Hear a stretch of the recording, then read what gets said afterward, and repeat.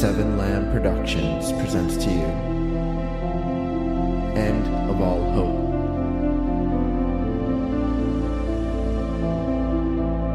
Episode 6, To Protect Ourselves.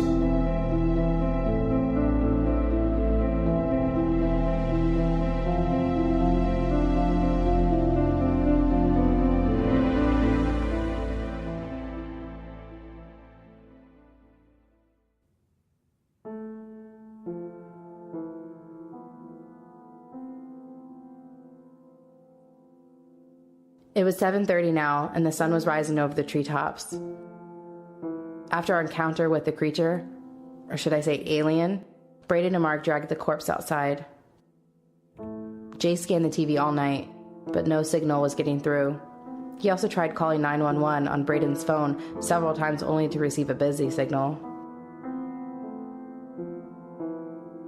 We listened to the radio for a couple hours before static set in and all the weird news reports faded to white noise.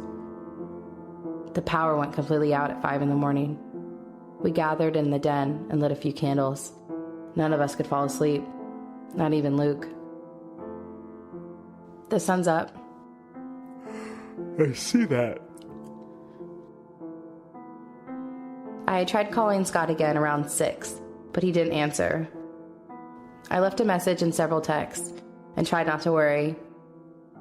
Braden charged his phone on a portable charger. So, what's the plan? We start heading west.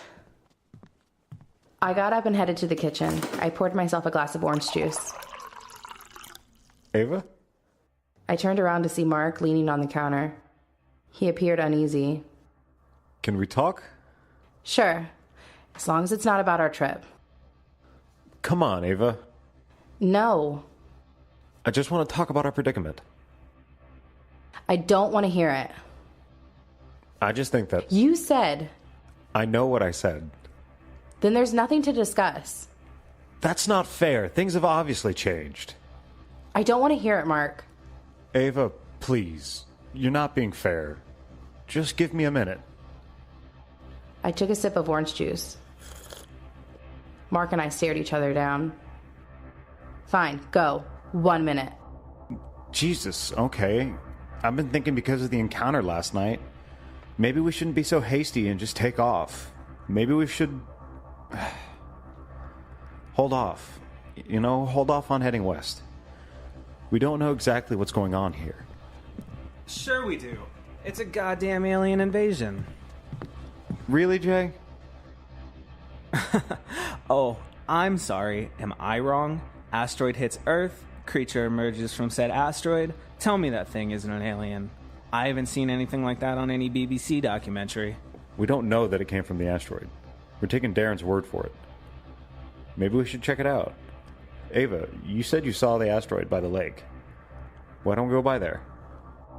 Nuh-uh. I know what you're trying to do. You're trying to stall, Mark. You said we would leave first thing in the morning. The sun is up. It's time to go. This is so unfair. The whole situation has changed. Did you not see that thing? What if Jay's right? What if these things are running rampant all over the major cities? Asteroids hit everywhere. Not only that, there's no power, no TV, no radio, no anything. This isn't a game, Ava. It's going to be dangerous out there. Fine, let's take a vote. Jay? Wait, what? We're not going to take a vote. Why not? That seems fair. Jay, what do you want to do? I'm not playing into your game. Then don't go. What? You don't want to go. Then don't. Are you serious? Can we not fight right now? I know Scott told me to stick with Mark and Jay, but if they are going to slow me down... Stay here if that's what you want, but I'm not going to do that. If you go, I'm going to. Then this whole conversation wasn't even necessary. I grinned. Mark rolled his eyes. Does this mean we're leaving now? Yes.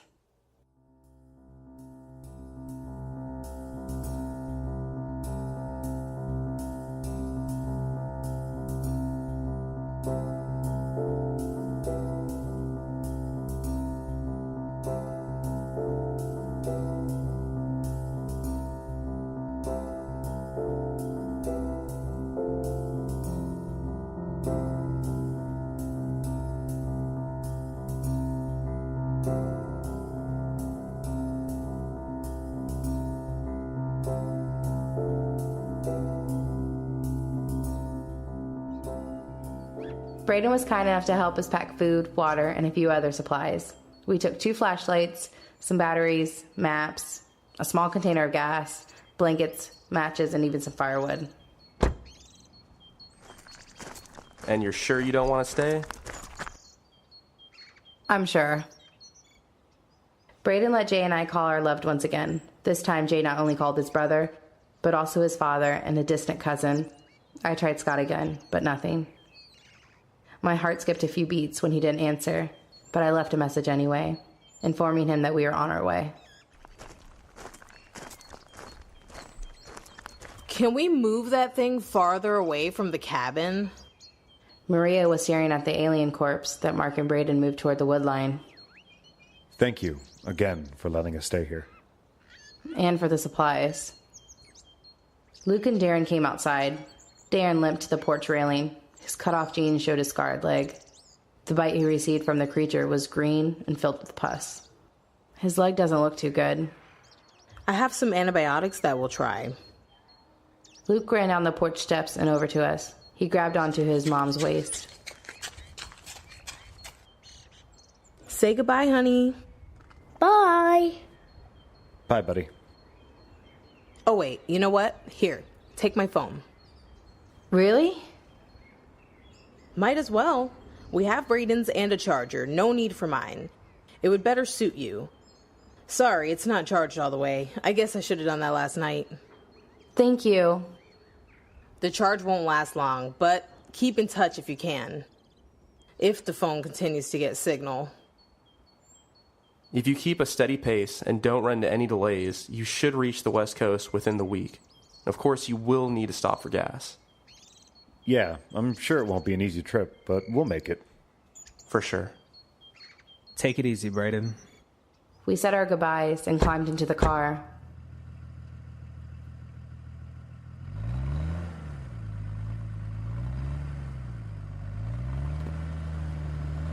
So I figure if we take turns driving, we can make it within the week.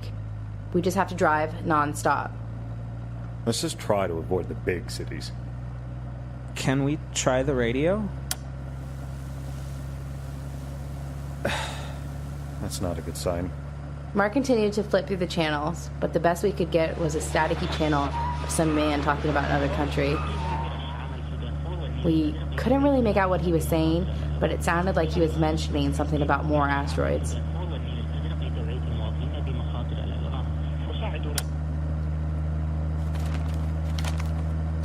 So I'm looking at the map, and we could try the New York Thruway. Over the Hudson? Yeah. Although what? I think it's a toll road. Oh shit, well, I hope we have enough quarters.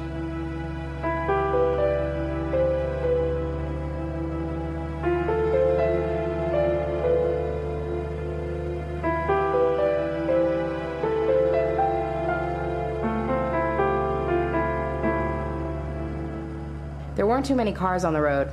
It seemed like everyone was staying indoors. We hit our first obstacle when we reached the Thruway. The bridge was out. I told you this wasn't going to be easy. We'll just find another route. Jay and I scanned the map. Since we wanted to avoid the city, we decided to head north to the 202. We headed along 9. We passed dozens of people trying to wave down vehicles for a ride. Hey, guys? What? Look, Maria's phone. There's no signal. Jay, you were supposed to turn that off. We want to conserve the battery. I was going to, but the signal was going in and out. 2 bars, no bars. 2 bars, no bars. Maybe it's just the area. I don't know. No radio signal, no cell signal? Phones may be useless now. Still, turn it off. Okay. Just in case. We eventually headed through Peekskill. People were all over. They're looting. Look.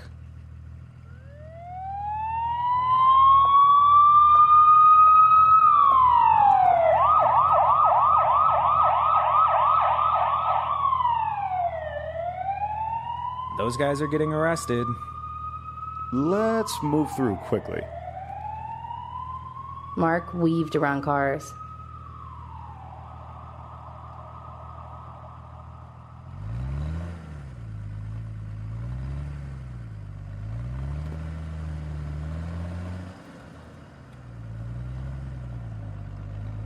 If we can get over the bridge, we'll head through Bear Mountain State Park. Mark slowed the car, then pulled to the side of the highway. What are you doing?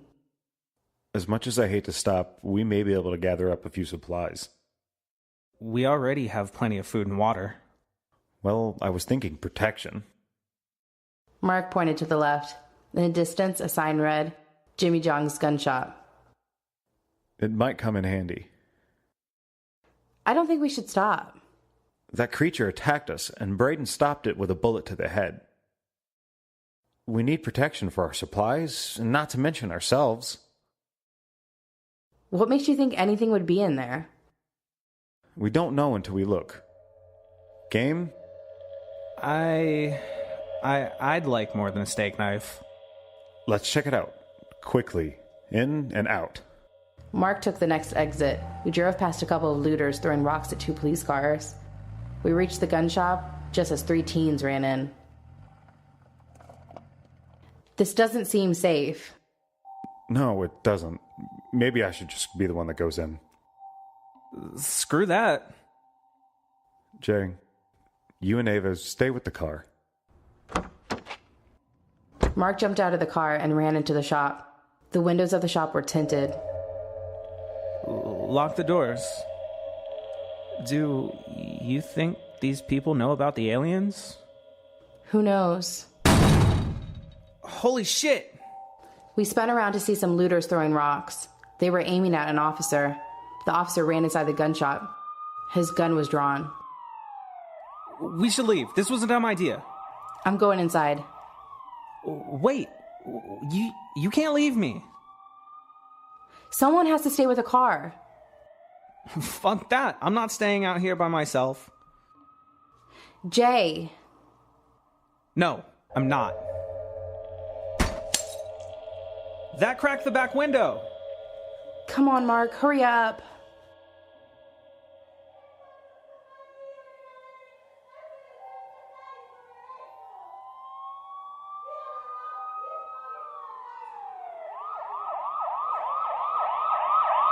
Forget the guns. Come on, Mark.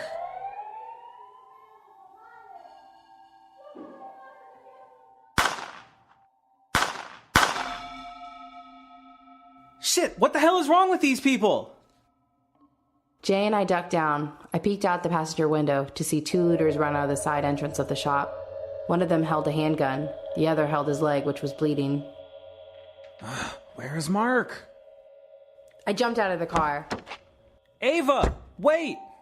I ran into the shop. Another looter was on the ground. He was shot twice. Blood pooled around him.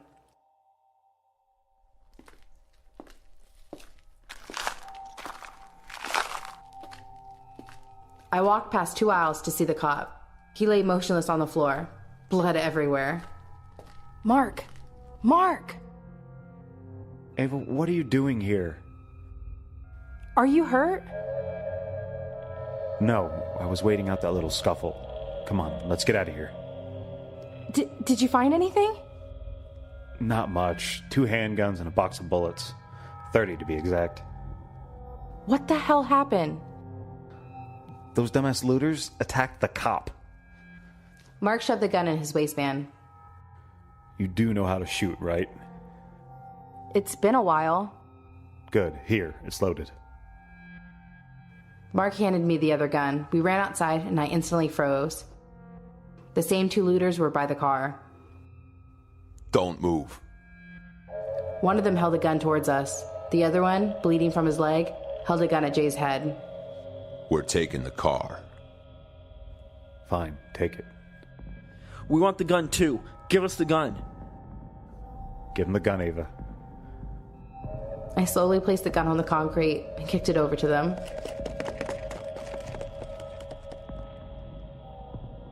Get in the car, man. I could tell that Mark wanted to try and take these guys. His hand slowly went to his waist, slowly towards the gun. I shook my head. He saw the worry in my eyes. He glanced over at Jay, who was kneeling on the ground with his hands up and eyes closed. Mark's hand hovered over his gun. Mark, no. Come on, man, let's go! The looter started the car. Get down. Shit! Mark pulled his gun, and the looter saw him. They did the same. I jumped to the ground.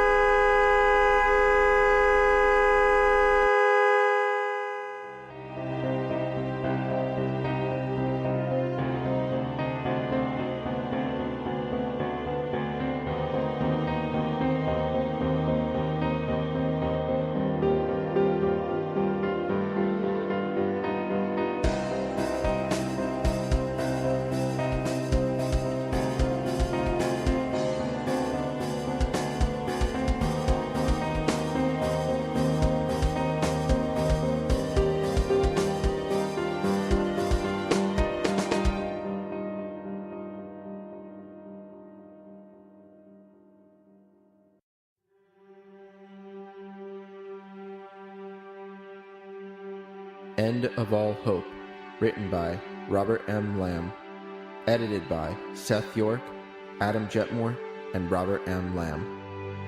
Starring Hope Ennis as Ava, Nick Engelhardt as Mark, Adam Jetmore as Jay. Co-starring Jenny Bailey, Justin Stewart, Jay Marone, Chris Cardasano, Amber Simpson, Brian Messick, Mike Lenhart, Christopher Atkinson, John Lasseroth, Kyle Appleyard, Maria Baumgartner, Kaylin Boyd, Jack Austin, Seth York, Jonathan Moss, Amy LeRae, April Cadmus Marsh, Daniel Brown, Ashley York, Nick Ott, Mitchell Beck, Jose Caraballo, and Robert M. Lamb. Music provided by Incompetech.com and Dylan Mixer at dylanmixercomposer.bandcamp.com. If you enjoy this podcast, don't forget to rate and review on iTunes. Visit www.sevenlamb.com for more podcasts such as this one.